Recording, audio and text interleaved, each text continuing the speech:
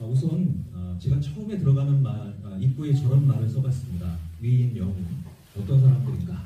남들이 못하는 일을 하는 사람들을 걸어서 영웅이라고도 하고 그 다음에 위인이라고도 합니다. 아이언맨이라고 하는 영화가 있습니다. 그 주연했던 사람이 끝나고 나서 그런 말을 했어요. 영웅은 명사가 아니라 동사다.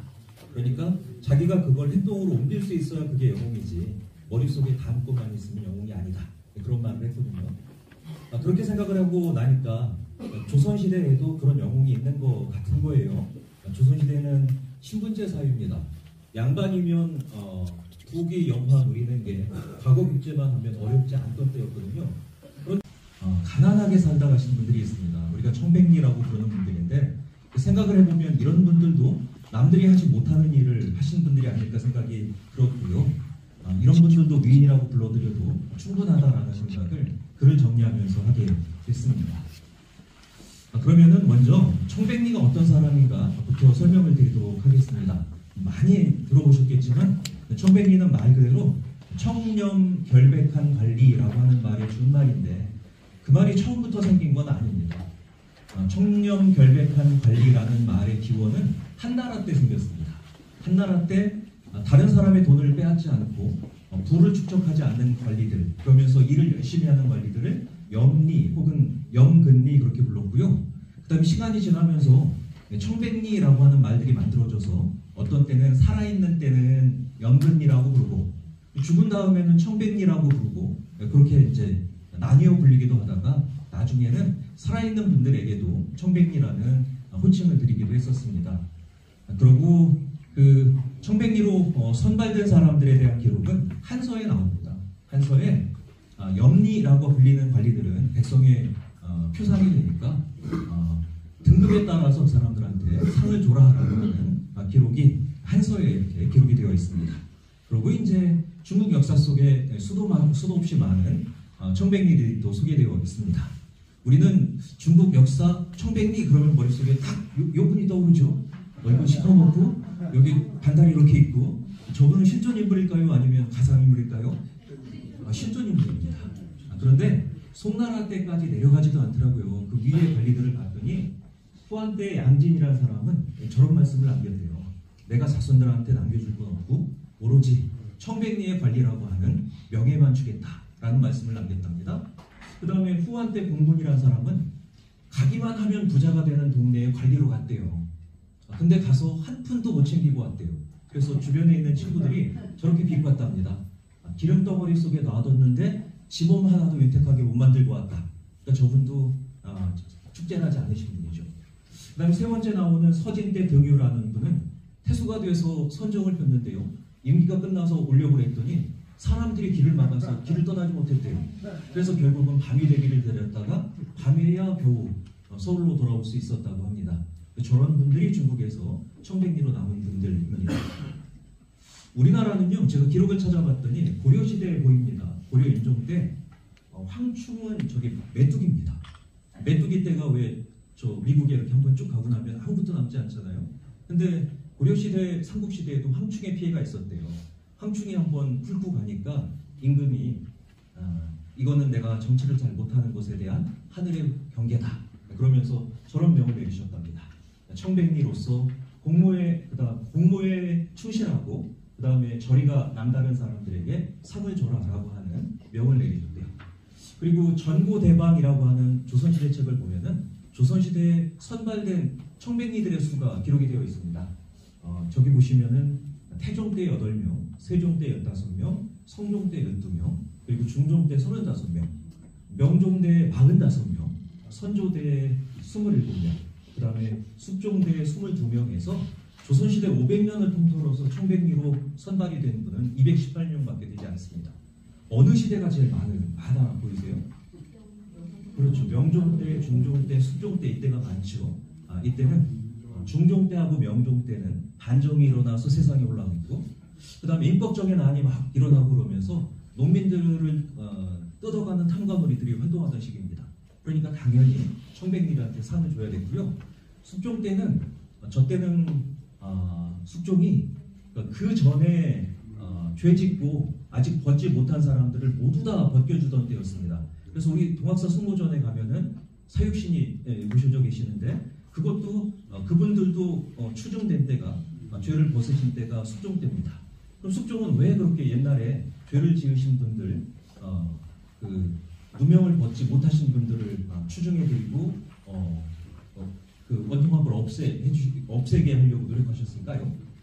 그거는 지금까지 연구 결과에 따르면은 자기 아들 경종이 병약한 것하고 관련이 있었대요. 자기가 죽고 나면은 결국 어린 임금, 나이 젊고 병약한 임금이 왕에 오를 텐데 만약에 그때 세조 때하고 똑같은 일이 일어나면 어떻게 되겠어요? 그러면은 자기 정통 적자가 왕에 오르지 못하는 일이 생길 수도 있겠죠. 그래서 이 시기에 당당한 혈통을 내세워서 효종, 그 다음에 현종, 숙종 그렇게 이어지는 정통성이 있던 시기거든요. 그때 누명을 많이 벗겨드리고 청백리도 많이 임명을 했다고 합니다. 그럼 이제 어떤 청백리가 우리나라에 있었을까요? 성우사설에 보면 저런 구절이 있습니다. 나라에서 청백리를 선발했는데 인원도 좋고 후손들을 등용하라고 명을 내리긴 했는데 뇌물 바친 사람 빼놓고는 관리가 된 사람이 없다.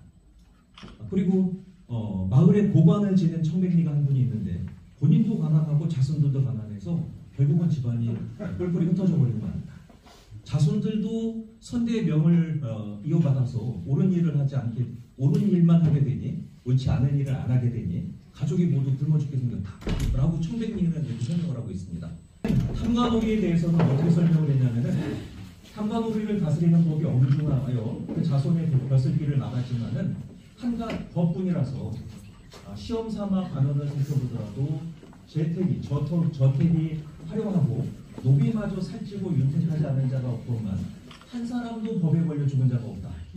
온 세상이 빈 벽을 먹고 사는 것 이렇게 청렴하게 사는 거는 말이 되지 않겠지만 법망을 벗어난 자가 너무 많다라고 해서 청백리는 못 살고 탐관오리 자손들은 잘 살고 있는 현실을 서구이익 선생은 비판을 하고 계십니다. 그런 중에도 청백리들이 있더라고요. 그래서 제가 조사를 해봤더니 안성이라고 하는 분은 고려 말부터 과거에 급제를 해서 나오신 분이에요. 근데 눈이 작았대요. 그래서 사람들이 소목이라고 불렀답니다. 작을 소자에 눈목자. 옛날 사람들 이름 짓고 별명 짓고 그러는 거 보면은 굉장히 난폭해요. 소목이라고 불렀대요. 근데 왕이 과거에 급제하고 난 다음에 불러다가 얘기를 해봤더니 눈은 다 작지만 마음은 널뜨게요. 그래서 소목을 붙여서 이름을 성자로 바꿔줬대요. 젊을 소자에다가 눈목자를 합치면 성자가 되니까. 근데 이 양반은 벼슬길에 오를 때 오직 가져간 게 책하고 입을 담는 장롱 하나밖에 없었대요. 그리고 벼슬을 마치고 집에 돌아올 때는 이렇게 짐을 마차에다 실었는데 대바구니가 뚫려가지고 물건이 새더래요. 그래서 부인이 남편한테 아니 대바구니가 뚫려서 물건이 새는데 왜 종이를 바르지 않으시오 그랬더니 그 종이는 이 동네 종인데 내가 그 종이를 어떻게 갖고 가겠는가 하면서 안 발랐다는 거예요. 그래서 그 뚫린 데를 부인이 맞고 갔대요. 조선초 안성이라고 하는 그런 얘기입니다. 그 다음에 두 번째 세종 때 유관이라고 하는 분이 계시는데 저분도 만만치 않으세요. 어느 날 세종이 백성들이 어떻게 사나 그러고 도성에 나가보셨대요. 그랬더니 울타리 없는 집이 있더래요. 그래서 그 집이 누구 집이냐 그랬더니 유관이라고 하는 사람의 집이다라고 했대요. 유관은 당시 굉장히 높은 관리였거든요. 왕이 보다 못해 저 집 울타리 만들어줘라 라고 해서 울타리를 만들었대요. 그 밑에 거는 더 재밌어요. 어느 날 비가 많이 와서 장마철이었대요. 지붕이 새가지고 이 양반이 책을 읽으시는데 지붕에서 물이 떨어지더래요. 그러니까 부인이 보다 못해 우산을 갖다 이렇게 받쳐줬대요. 그랬더니 그 양반 하시는 말씀이 우리는 우산이라도 있지 우산 없는 집은 어떡하나 그랬다는 거예요. 제가 저걸 읽고 하도 마음이 심쿵해서 그래서 저희 집사람한테 그렇게 얘기를 했어요. 조선시대 저런 권리가 다 있다. 아이고 얼마나 대단하냐 그랬더니 저희 집사람이 뭐라고 했대요. 내 집사람이 아니 그 양반들은 월급 안 받았어. 그래서 아니 월급을 왜 안 받아? 쌀 70석에다 저 돈도 받고 옷감도 받으셨지 그랬더니 그럼 그거 다 어쨌대? 속 터져가지고 네, 그래서 저도 한 번도 생각 안 하다가 그 생각을 하게 됐어요. 어떻게 하셨을까? 녹봉 받으셔서 싼 70만 원 받으셨을 텐데 그랬더니 요 시대에 살았던 분들이 자연인으로 혼자 사는 분들이 아니더라고요. 그 집안에서 벼슬아치가 하나가 나오면은 그 집안 사람들을 다 공양을 해야 돼요. 그러니까 탐관오리가 되는 건 그 사람의 욕심이 많기도 하지만은 그 사람이 출세를 함으로써 집안에 벼슬 못한 사람들이 그 사람한테 제사 음식도 받아가고 결혼할 때는 돈도 받아가고 회갑잔치하거나 장례 치를 때 돈도 받아가고 그런 일을 비일비재하더라고요. 그러니까 청백리는 자기만 청렴하다고 해서 될 수 있는 게 아니라는 걸 또 저는 이걸 보면서 알았습니다. 오죽했으면요, 중종 때 좌의정 정광필이라는 사람이 청백리를 추천하면서 이렇게 얘기를 했대요. 지금 조정에는 청렴하고 근심하는 사람이 많지 않은 것은 아니지만 고금의 인물 가운데 처음부터 끝까지 변함없이 절개를 지킨 사람은 찾기가 어렵기 때문에 청백리 추천하기가 쉽지 않다라고 했다는 거예요. 그러니까 누구나 되고 싶지만 현실상은 될 수 없었던 게 그게 청백리입니다. 그런데 그런 청백리가 공주에서 났다는 거죠. 그게 이제 오늘 설명드릴 이세장어른입니다. 이세장 선생은 아까 잠깐 설명을 드렸던 것처럼 분관이 전주고요. 자는 도성이십니다. 그리고 호는 금강어수이십니다. 금강은 우리가 다 아는 금강이고 어수는 고기 잡는 노인이라는 뜻입니다. 저 숫자가 늙은이 숫자니까요. 아마도 말년에 벼슬 그만두시고 내려오셔서 금강 쪽으로 이렇게 낚시도 다니고 그러셨나 봐요. 그러면서 호를 저렇게 지으신 것 같습니다. 1467년 연산군 3년 6월 22일에 아버지 이복 선생과 어머니 이한김 씨 사이에서 태어났습니다. 외아들이세요. 아까 잠깐 말씀드렸던 것처럼 모사화 때 아버지가 돌아가셨는데 그때 이세장 선생은 나이가 1살하고 한 2, 3개월쯤 됐습니다. 그때 아버지가 돌아가셨으니 형제는 없죠. 그리고 벼슬은 중종 때 관직에 나가셔서 강원도 관찰사를 역임하셨습니다. 관찰사는 종이품이십니다. 이세장 선생 연구는 이미 몇 편이 나왔습니다. 아까 잠깐 말씀드렸던 것처럼 장길수 선생님 글이 제일 잘 되어 있고요. 그 다음에 양순윤 선생님 글은 또 자세하게 정리가 되어 있습니다. 그래서 오늘 혹시 이세장 선생에 대한 관심이 생기시면 두 분을 그 글을 좀 읽으시면 제가 설명드리는 것보다 훨씬 더 자세히 이해하실 수 있을 겁니다. 아까 가계는 설명을 드려서 넘어가도록 하겠습니다. 그리고 이제 들어가기 전에 지난 21년 11월에 이복 선생 특강을 해서 이제 부자 특강을 같이 하게 됐는데 이복 선생 잊어버리셨을 것 같아서 잠깐 설명을 드리도록 하겠습니다. 이복 선생은요, 아버지 이윤생 선생하고 어머니 남영 씨 사이에서 태어났습니다. 호는 한제라서 지금도 한제당이라고 하는 사랑이 있고요. 1484년에 사림의 태도인 김종직 문화에 들어가서 김병필 같은 사람하고 공부를 했습니다. 그러니까 당대 최대 학자 밑에서 최대 학자들과 공부를 같이 하셨던 거죠. 그리고 1489년에 19세 나이로 진사에 급제를 하십니다. 그리고 1495년에는 문과에 또 장원을 하셔서 성균관으로 관직을 받아서 나가십니다. 이복 선생 성품을 말씀드릴 만한 일화가 몇 가지가 있습니다. 우선 1490년에 성균관 벽성종 사건이 일어납니다. 저때 성종 임금께서 아프셨대요. 그러니까 그 어머니 인수대비가 어떤 공을 들여서라도 아들을 낳게 해야죠. 그래서 약을 쓰다가 안 되니까 성균관 옆에 벽성종이라고 하는 정자에 여자 무당을 들여다가 구술하게 했대요. 그랬더니 성균관 학생들을 이목 선생님이 끌고 가서 무당은 때려서 내쫓고 다는 다 때려부셨다는 거예요. 인수대비가 그 말을 듣고 얼마나 놀랬겠어요. 화가 나고. 그래서 아들이 낳기를 기다렸다가 아들한테 일렀대요. 너 아플 때 이목 저 사람이 그랬으라나요? 저 사람이 다 때려부쉈다. 그랬더니 그 자리에서 성종 임금이 화를 벼락같이 내고는 징직 사람들을 불러다가 이렇게 얘기했다는 거죠. 그때 가담했던 유생들 이름 다 적어라. 그랬더니 사람들 다 도망갔어요. 근데 이복 선생은 자기 이름을 적어서 보내놨대요. 그래서 그 기상을 보고 성균관 대사성을 불러다가 성종이 직접 어주를 내려 주셨다라고 하는 기록이 남겨져 있습니다. 그 다음에 두 번째 기록은요, 윤필상이라고 하는 분인데 저분 대단한 세도가예요. 훈구 세력 중에 우두머리라고 할 만한 분입니다. 근데 저분이 정승이 되고 난 다음에 연산군이 왕위에 올랐을 때 아버지 상중이었을 거 아니에요. 아버지 성종을 위해서 수륙제를 지내라고 했대요. 수륙제는 불교 행사입니다. 유생들은 싫어하는 행사죠. 수륙제를 지내라고 윤필상이 왕과 대비에게 이야기를 했더니 이복 선생이 뭐라고 했냐면은 저기 한번 보실래요? 윤필상이 정승이 되었을 때 마침 날이 가물거늘 이목이 상소하되 윤필상을 삶아야 하늘이 길을 내릴 것입니다 라고 했다는 거예요. 그랬더니 윤필상이 듣고 얼마나 화가 났겠어요? 근데 지나가는 길에 만났대요. 그러니까 또 뭐라고 하냐면은 자네가 꼭 이 늙은이 고기를 먹어야 성이 차겠는가? 라고 했다는 거예요. 저는 저 소리 들었으면 오줌 찌렸을 것 같아요. 근데 듣지도 않고 가버렸다는 거예요. 그리고 나중에 연산군이 승질을 냈대요. 내 재산을 네가 어떻게 귀신이라고 부르냐?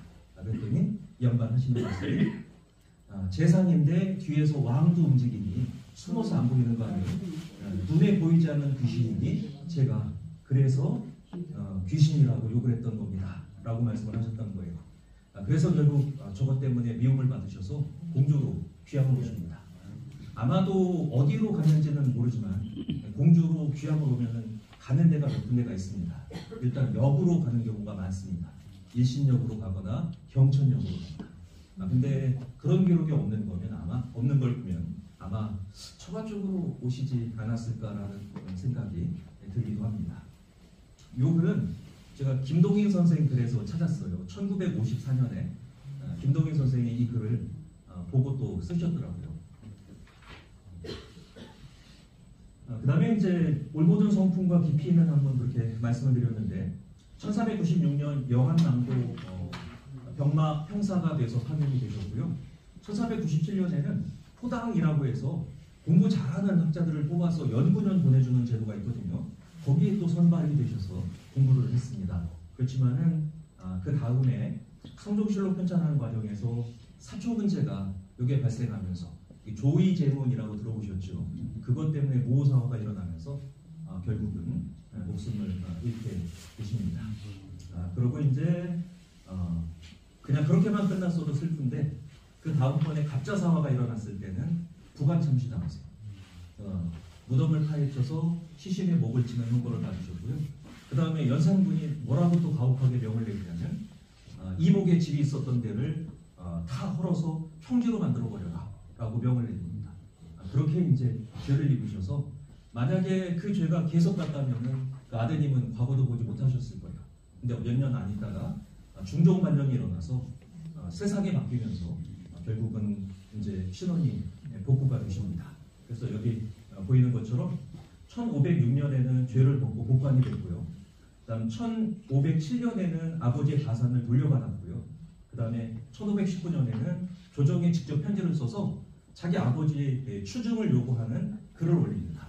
근데 그 해 하필이면 기묘사화가 발생해서 조광조가 죽고 살인들이 쫓겨납니다. 그래서 아마 좆뜻을 이루지 못하신 것 같아요. 그래서 결국 이복 선생이 추증을 받게 되는 것은 1552년 영종 7년에 가서입니다. 그리고 문중에서 확인하셨는지 모르겠어요. 근데 이복 선생 추증 교지가 지금 국립민속박물관에 2점이 있습니다. 요거는 문중에서 안 쓰신 것 같아요. 요거는 숙종 때 관직이 추증되시면서 받은 교지입니다. 여기 보시면은 여기가 2조 참판이잖아요. 근데 2조 참판이 여기서 어떻게 되시냐면은 2조 판서가 되십니다. 그러니까 차관에서 장관으로 승진하신 거죠. 이게 이제 1717년입니다. 그리고 요거는 문중에서 사진 쓰신 걸 봤습니다. 1722년에 10호를 받으셨어요. 아까 여기 정관공 그렇게 말씀하셨는데 정관공 10호를 받은 거는 1722년입니다. 네, 여기까지는 이제 제가 갖고 있었던 자료를 가지고 계신 자료를 모은 거고요. 민속박물관에 들어가서 또 찾다 보니까 이목 선생 백자 묘지명이 보관이 되어 있더라고요. 그래서 그걸 제가 찍었는데 저 글은 장유 선생이 쓰신 글입니다. 장유 선생은 아시는 것처럼 우리 피난 오신 인조 때부터 활동하신 분이고요. 그 다음에 장유 선생 문집에도 이게 남아있는 걸 보면은 아마도 두 글은 같은 글이 아닐까 생각이 들고요. 그 다음에 백자 중에서도 굉장히 좋은 백자, 그 다음에 철화로 글씨를 쓰신 굉장히 좋은 작품이 아닌가 저는 또 생각을 하고 있습니다. 그러면 이제 본격적으로 이세장 선생의 생애하고 관직 생활에 대해서 설명을 조금 더 드리도록 하겠습니다. 시간이 빨리 갔네요. 일단 이복 선생이 돌아가시고 난 다음에 그 부인 이한김 씨, 그러니까 이세장 선생의 어머니가 되시는데 어머니가 아들 이세장을 데리고 공주의 경사동으로 피난을 오십니다. 경사동은 우성면 내산리인데 내동하고 약산리가 합쳐져서 내산리가 됐습니다. 그 다음에 어머니가 공주로 피난을 오게 된 것은 뭐 문중에서도 잘 아시는 것처럼 그 친정 이한김 씨 가문이 그 다음에 전택이 공주에 있었기 때문입니다.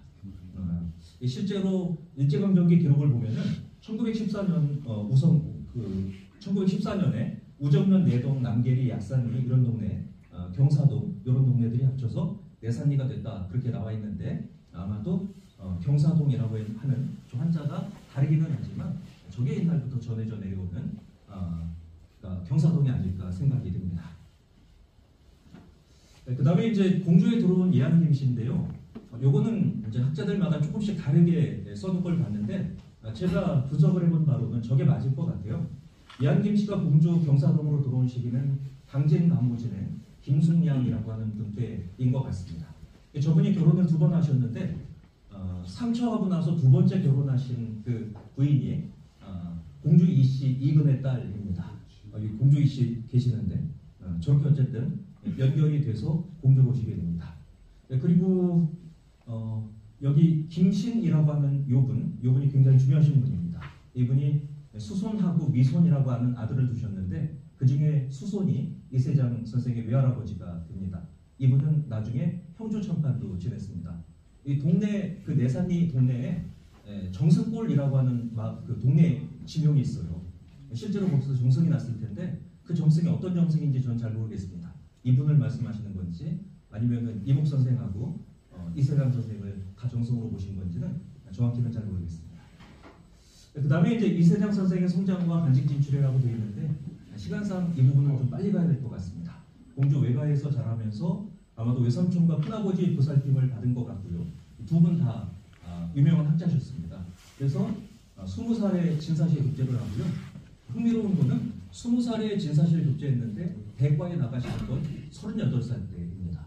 그럼 18년간 비어 있었던 건데 그 빈 기간이 어떤 기간인가를 생각해 볼 필요가 있습니다. 그 기간은 모사화가 딱 일어났을 때입니다. 그러니까 아버지 추증운동을 한 때가 이제 한참 누명을 벗고 새 세상 만났다 할 때인데 근데 얼마 안 있다 갑자기 또 사화가 일어난 거예요. 김효사화가. 말을 잘못했네요. 조광조도 죽고 막 그러니까 아마 절대 벼슬길에 나오는 건 굉장히 초망한 일이라고 생각을 하신 것 같아요. 그래서 실력이 없어서 18년간 관직에 안 나오신 게 아니라 아마 그런 이유 때문에 관직에 못 나오시다가 이제 살인정치가 형성이 되면서 나오시지 않았나라는 생각을 해보게 됐습니다. 그리고 이제 남원 양 씨하고 혼인을 하셨고요. 이 남원홍 씨는 또 대단한 집안입니다. 장인이 양숙이라는 분인데 저 양숙은 물제 양성지 선생의 손자입니다. 저 앞에 나왔던 연구에서는 증손자라고 했는데 손자가 맞습니다. 그건 바로 잡는 게 좋겠습니다. 어쨌든 그렇고요. 이 양숙이라고 하는 분이 그러니까 장인이 굉장히 청빈한 분이셨대요. 업무에도 열심히 하고.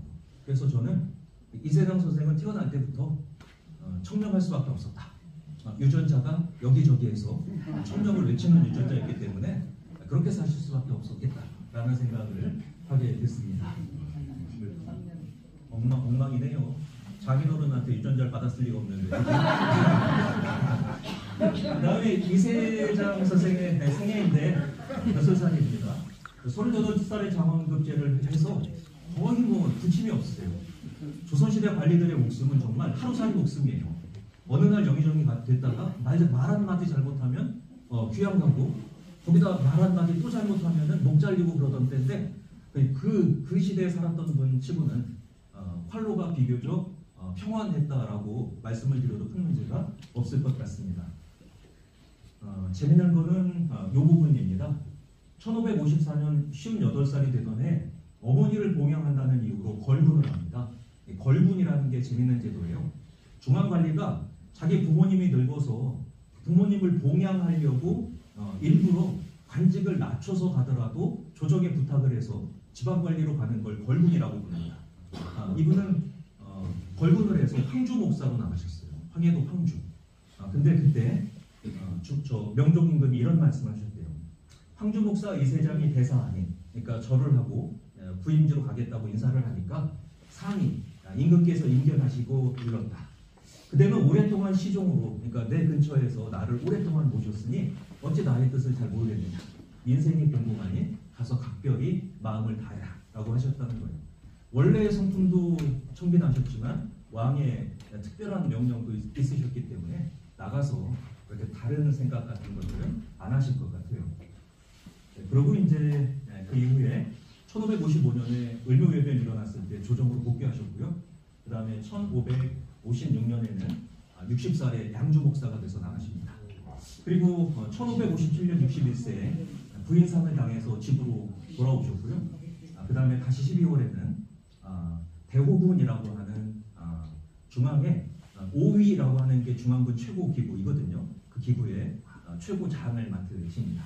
그리고 1558년 62세 때 어머니가 돌아가셨는데 저거는 한번 나중에 영상 다큐를 한번 보시는 게 좋을 것 같아요. 안동의 마지막 양반이라고 하는 분이 아버지 돌아가셨을 때 아버지 장례 치르는 과정을 다큐로 찍은 게 있는데요. 그렇게 상 치르고 나면은 멀쩡한 사람도 병이 안 날 수가 없더라고요. 62세면은 나이가 얼마나 많으실 때예요. 근데 저 때 상을 당하고 그 슬픔이 너무 크셔서 그래서 병이 드셨대요. 그래서 어머니 돌아가시고 나서 별로 못 사셨어요. 66세 되던 해 2월 29일에 집에서 돌아가셨다라고 되어 있습니다. 어머니보다는 4년 더 사신 거니까. 그러니까 66세라는 나이가 당시 연세로 보면 적은 나이는 아니지만 어머니 연세하고 이렇게 비교를 해보면 좀 단명하신 거죠. 그 다음은 이제 빨리 가겠습니다. 이세장 선생님의 청렴한 관직 생활에 관한 것입니다. 일단은 저걸 가지고 설명하는 게 제일 좋을 것 같더라고요. 1900년대 쓴 것이긴 하지만은 부제학 20 묘정 앞에 있는 괴성명이라고 해갖고는 비석이 하나 남아 있습니다. 옛날 명종조의 부제학 이세장궁이 관동 관찰사를 맡아서 청렴하고 간소하게 백성을 다스리니 임금께서 친히 청백이라고 하는 두 글자를 써서 주셨다라고 처음에 시작하고 있습니다. 두 번째는 임기를 마치고 돌아오려고 하니 아전과 백성들이 길을 막았다. 그때가 마침 겨울철이라서 부채 하나를 바친 사람이 있었는데 궁이 그것을 봤더니 가져갈 수 없다라고 하면서 강에 던지셨다. 그래서 투선강이라고 하는 부채를 던진 강이라고 하는 이름이 생겼다. 그리고 부인이 물레를 가지고 뒤를 따랐는데 궁이 말하기를 부채 한 자로도 던졌는데 하물며 물레를 갖고 가겠는가라고 하면서 그걸 버렸다는 거예요. 그래서 후손들이 저걸 찾아가셨다면서요. 실제로 물레고개라고 하는 고개가 있는지 투선강이라고 하는 강이 있는지를 찾아가셨대요. 근데 안타깝게도 못 찾으셨죠? 아니요, 제가 찾아보려고요. 네. 어쨌든 그랬다고 기록이 되어 있습니다. 그리고 이제 저거는 감동됐죠. 강원도 백성들이 그의 맑은 덕을 갚을 길이 없어서 마침내 공이 아끼던 괴석을 공의 집으로 옮겼다. 공의 세상을 떠나니 다시 그것을 묘정으로 옮겨놨다라고 되어 있습니다. 요 괴석인데요. 지금 뭐 받침돌도 바뀌고 있습니다만 저걸 선생님이 이렇게 산책하시면서도 보고 그 다음에 돌처럼 단단해야겠다라는 생각하시면서 보고 그러셨나 봐요. 저걸 가져왔는데 저걸 돌려보내지는 않으셨대요. 그 성품 같아서는 돌려보냈을 것 같은데 제 생각에 가져가는데 고생할까봐 그래서 그대로 돌아간 거 아닌가 하는 생각을 했습니다. 연구자가요 객관적으로 연구를 해야 되는데 그 사람에 이렇게 심취하다 보면은 자기도 모르게 그 사람 편이 될 때가 있어요. 그래서 제가 지극히 주관적으로 해석하는 것들은 제가 그래서 그런가 보다라고 생각하시면 될 것 같습니다. 그리고 이제 뒤에 명이 쓰여져 있는데 그 명이 이렇게 되어 있습니다. 이 괴석을 훼손하지도 말고 더럽히지도 말아라. 돌이 아름답기 때문이 아니라 공이 사랑했기 때문이다. 백성이 스스로 그것을 공의 무덤가로 우겨왔나니 이 미담은 백세까지 이어질 것이요 맑은 덕은 영원히 불릴 것이다. 돌은 부서질 수 있으나 공의 이름은 영원할 것이다. 무릇 관직에 있는 자는 이것을 본받고 모범으로 삼아라. 라고 이렇게 이제 비명 끝에 명문을 세워줬습니다. 제가 앞쪽에다 그렇게 적어놨거든요. 지금은 이빨린 말로 관리들이 국민을 섬긴다라는 말을 하지만 조선시대에는 임금 밑에 관리들이 양반이 되어서 백성들을 지배하던 사회였습니다. 그러니까 민이라고 하는 거는 지배의 대상이지 받들 대상은 아니었어요. 근데 이때 이미 이렇게 생각하시는 건 그런 건 관리들의 지금을 사는 관리들의 모범이 충분히 될 거라고 저는 생각하고 있습니다. 그 다음에 이제 제가 또 찾아봤습니다. 청백이라는 말을 진짜 내리셨을까? 그래서 이제 기록을 봤더니 이세장이 평소 청렴하다는 말을 들은 명종이 밤에 궁녀와 환관을 보내서 그의 집을 살펴보게 했대요. 그랬더니 집에는 무명이불 한 채 하고 부서진 벼루 한 갑만, 벼룩값 하나만 있었다는 거예요.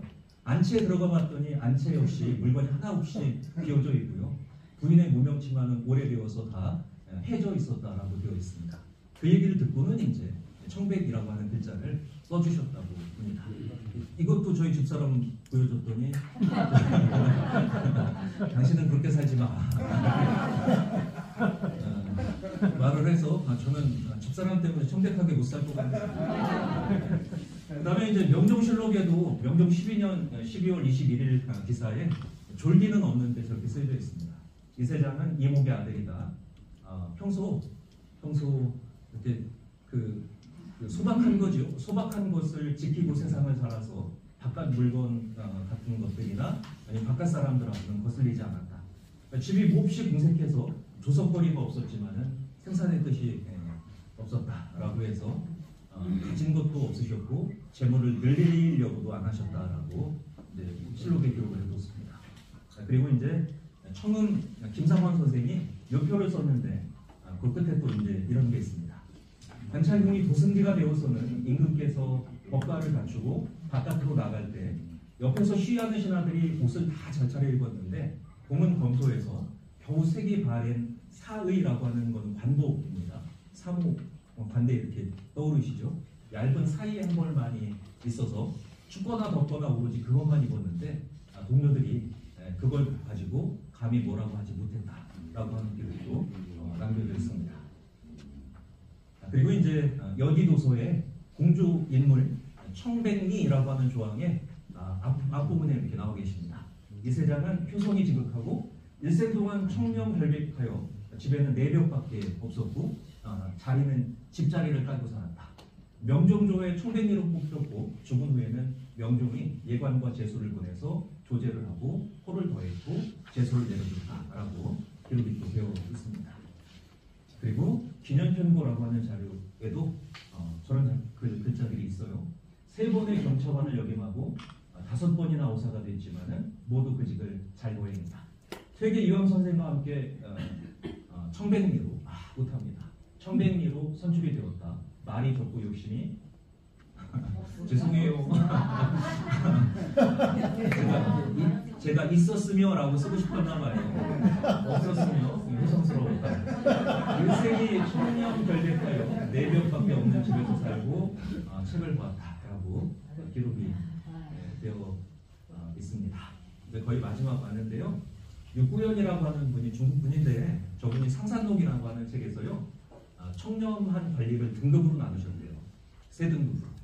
첫 번째 등급은 나라에서 주는 녹봉 외에는 아무것도 먹지 않고 설령 먹고 남는 것이 있더라도 집으로 가져가지 않고 퇴직할 때는 오로지 고향으로 돌아갈 때 말 한 마리만 딱 타고 시원하게 떠나는 사람이 청렴의 1등급이다.